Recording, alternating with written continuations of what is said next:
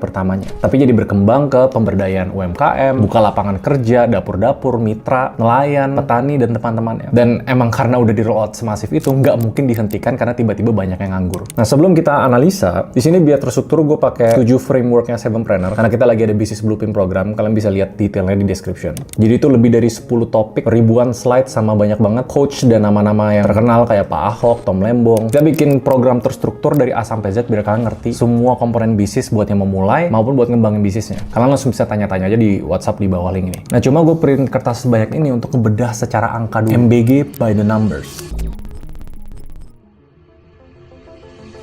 Karena idenya masif banget, dia dibagi ke 3 fase. Fase pertama, yaitu tahun ini sampai tahun depan, itu ngebangun pondasi. Pendaftaran mitra, dapur, atau SPPG nama kerennya, sama pembangunan infrastruktur. Jangan lupa loh, kepala program MBG ini, BGN, Badan Gizi Nasional, itu benar-benar baru dibentuk dari nol di awal tahun ini. Timnya baru, sistemnya baru, dan nggak dapat warisan dari kementerian-kementerian lain. Benar-benar dari nol. Dan dari 2 tahun bangun pondasi, fase kedua itu ekspansi. Itu di tahun 2026 sampai 2027, ke seluruh sekolah sama posyandu. Baru fase ketiga di 2008 and beyond, itu integrasi ke sistem gizi nasional. Karena dari awal statementnya gede banget. Program gizi masif terbesar se-Asia Tenggara. Cuma dari mana yang anggaran tahun ini tuh pagunya atau plafonnya itu dari 70T, tahun depan langsung naik ke ratusan T, idenya dari 44% dana pendidikan. Jadi asal-usul dibalik itu, karena kan budgeting harus disubmit nih sebelum akhir tahun. Dan nggak mungkin bisa bikin budget baru karena ada aturan APBN maksimal defisit 3%. Jadi mau nggak mau harus ambil dari budget yang tersedia, yang waktu itu ada tuh pendidikan. Dengan narasi, oh makan siang ini sebenarnya masuk ke pendidikan. Karena kalau mereka makannya sehat, ngebantu mereka belajar lebih optimal. Which is